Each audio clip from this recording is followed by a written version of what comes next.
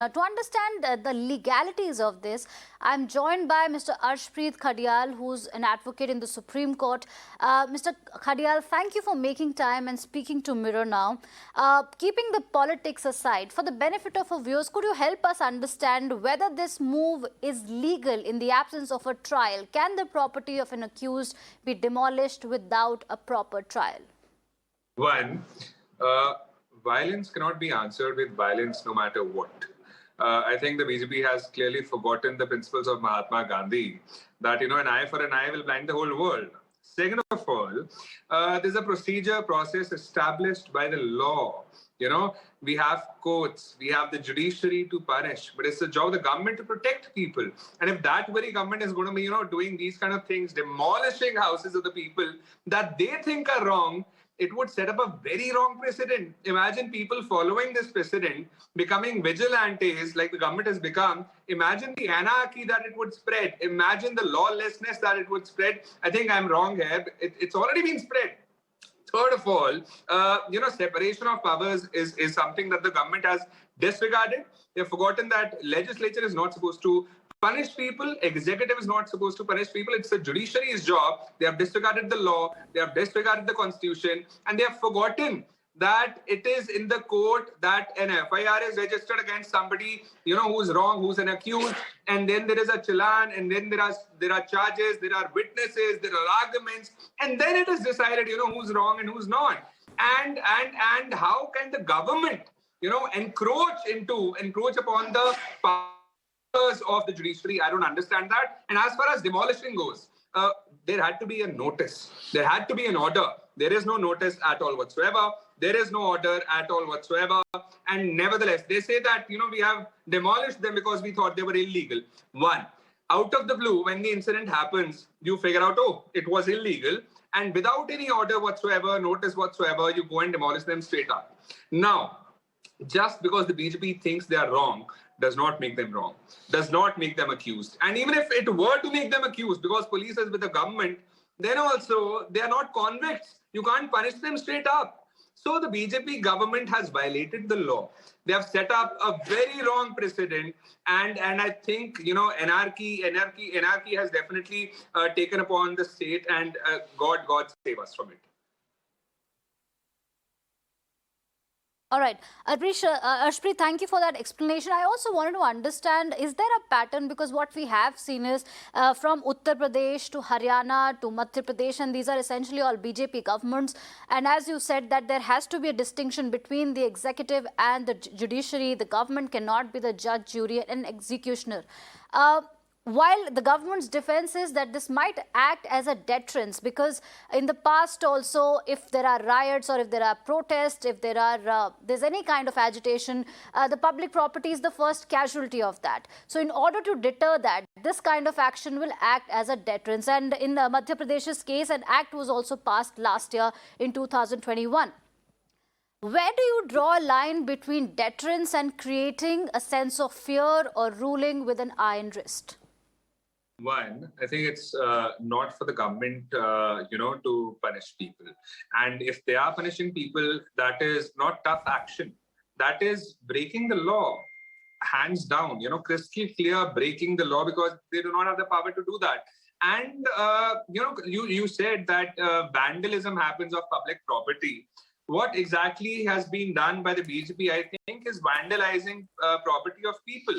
Right. They had no right at all whatsoever. There is no article, there is no clause, no section whatsoever that says that the government can do this. Even if they were to deter people from doing that, there is judiciary for that matter. And as far as punishment goes, we have a law for murder, we have a law for dowry, we have all these laws. But there are incidents happening, right? So just if the BJP says, that we have taken a very tough action, a very strong action against all these perpetrators, it's against the law. You can't do that. You're not supposed to do that. And even if you have done it, the results of it aren't fruitful, because, other people would start doing the same thing. They would take the law into their hands and start punishing people according to their own whims and fancies, and as they would deem it fit. And imagine the amount of anarchy, not just anarchy, the amount of crime that would go up. So answering violence with violence is something that has to stop. And the government is supposed to, set up precedents which teaches people, which teaches the state that you're supposed to be peaceful, that you're supposed to be non-violent. And if tough action had to be taken, they could have expedited the matter. They could have made sure that the accused were prosecuted. Now imagine if all the states started doing that. A government thinks, let's say that because there is BJP government, there obviously are propagandas involved. There obviously are things involved, which are not always right. So imagine how many wrong things would happen, how many casualties there are going to be. And if every government of every state starts doing that, imagine what will happen to our country. For God's sake, the BJP should remember that we are the world's largest democracy. We have to preserve democracy, understand democracy. And the BJP has forgotten the word democracy, and has probably shifted to dictatorship. So I just hope that the Honorable Supreme Court, takes suo motu cognizance of it, and whatever the BJP government has done, they should be brought to justice for that. Arshpreet, please wait, and thank you so much for those detailed insights. I'm also joined by Mr. Aashutosh Srivastava on the broadcast. Mr. Srivastava, thank you for making time and speaking to Mirror Now. I hope you've been listening to what Mr. Arshpreet has been saying. He is vocally opposing this idea of the rule of bulldozer, and he said that this is going to lead into anarchy and the government cannot act as judge, jury and executioner. What is your view on this? Is it legal to demolish someone's property without a proper trial, even if they are an accused? See, first of all, the Constitution of India gives powers to the states to make their laws. And accordingly, the states have certain powers so far as the matters concerned with the state list are concerned for making laws. Now, so far as here MP is concerned, obviously there are laws. I know it is MP Municipal Act or MP Municipality Act 1961. There are laws already there. And as per the provisions of the Municipal Act or the Municipal Corporation Act, actions have been taken. In MP Municipal Corporation Act, there is a provision, section 322A, under which there has to be a report which has to be framed for illegal constructions, unauthorized constructions, for encroachment of land of the government or any other such authorities. And that report is to be submitted to the corporation. And after the corporation goes through such reports, then they can issue notice to the people who are illegally holding such land or the property of the government or likewise. And then if there is no any court action, or if the person who has been served notice doesn't go to the court and the court has not given any stay order on such notice, then in that case, the corporation has the power to demolish such kind of illegal and unauthorized constructions. And so far as these kind of matters are concerned, I do not agree with my learned friend who just said that the legislatures are doing it. It is not the legislature. It is the corporation. It is the authority. The authorities are functioning as per the established principles of law. I do understand that there are emotions attached to such kind of incidences, but directly linking these kind of incidences just to what had happened 2 days prior or 3 days prior, it doesn't serve the purpose. Now he said there has to be a trial. See, the trial will not start suo motu. That for the trial, one has to go to the court and say that I have been served with this notice, but I am not happy with this notice for whatever reasons. This is illegal, unlawful, whatever. Then one has to go to the court and challenge that notice.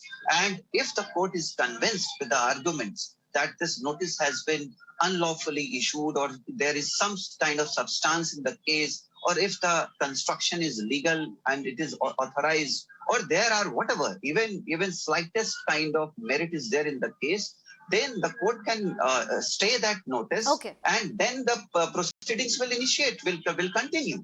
But the question arises whether this has happened in this case. No. See, the notice, if I've been served notice and I am not doing anything, I am not taking any legal recourse to it, obviously I have to face the consequences. So what my learned friend said, that the legislatures are taking laws into hands, I do not agree to that point, at least. But if he says, yes, if he says that the notice itself was not served, or the corporation has not followed the procedures of law, so that is a different issue. Then it is something which has to be proved in the court of law. Now, if they say that no notice was served, okay, so in that case, they can go and ask for heavy compensation and for the punishment of the authorities or the concerned people who were involved in doing so. But I do not think that this would have happened, because any corporation or authority will just not function like that. They have to follow the procedures of law, and the procedures of law must have been followed. Okay. This is what would be my, Okay. Assumption as of now. Point taken. So we spoke to a correspondent. He said that notices were issued on 7th of April and the demolition began on 11th of April. Mr. Arshpreet Khadial, do you have a counter to this, that there are laws that allow the authorities to demolish properties, and if notices are being sent in advance, then it's perfectly okay. But here we are not debating about this. What we are talking about is that without a proper trial, how can you demolish somebody's property? What if that person is innocent? You know, these people, anyone, they invest their life savings into building their shops, into building their homes. They depend on them. Their livelihood depends on it. But without a proper trial, are you not depriving them of a chance? Are you not depriving them of a decent and dignified living? Mr. Arshpreet Khadial. Exactly. See, the right to life, the people whose houses have been demolished, and vandalized, their right to life has been violated under Article 21. The right to equality under Article 14 has been violated. And the BJP government is saying, that we saw them doing this. There was evidence. I say, even if there was 100% evidence, even if it happened right in front of their eyes, then also they could not have punished them. And the principle of natural justice says that one is to be presumed innocent until proven guilty. Now, the BJP government, how in God's name have they taken the law into their hands? I don't understand how. And the right to trial, even if they would have done it in front of 100,000 people, then also they had a right to trial. You can't just punish them out of the blue. And when they have demolished the houses of these people, let's understand, if I'm living in my house, I have my family also. If somebody comes and vandalizes my house because I have done something wrong, what about my family? What about my wife? What about my mother? What about my daughter? What about that? They have punished those people also for no reason. And what about their justice? What about their rights? You are vandalizing somebody's house. Just like that, I think it's a very, very wrong precedent that the government is setting up. The least expected thing that the government should have done is this. And fourth, the government is supposed to make houses for people, not make people homeless. And they did not even give them the time to take out their belongings, their stuff, whatever stuff was inside the house. And now the gentleman, the other gentleman, the co-panelist said that, an order, a notice was given. I beg your pardon. The notice had to be given beforehand. There had to be a certain period which had to lapse, and after that they had to vacate. There had to be an order from the court. They still, even if, let's say that a building is illegal, a structure is illegal, and somebody is undergoing a trial, after the conviction has happened or after the sentence has been passed, then will this happen? Then will the punishment be done and dusted with? How can you at the starting itself punish them? Okay. So one at the very outset, the very outset, everybody can see that the BJP government has taken the law into their hands, and now they are saying that we would greet stone pelters with bulldozers. Now there's fear. There's fear among people. People are scared. People do not know where to go because other people are following the same precedent. Agar government kariye, to we would also do it. Yes. Because if the government does something, it's right. We would also do the same thing. And because of that, the entire state, has been put into a very problematic situation. And I hope it comes out of it soon.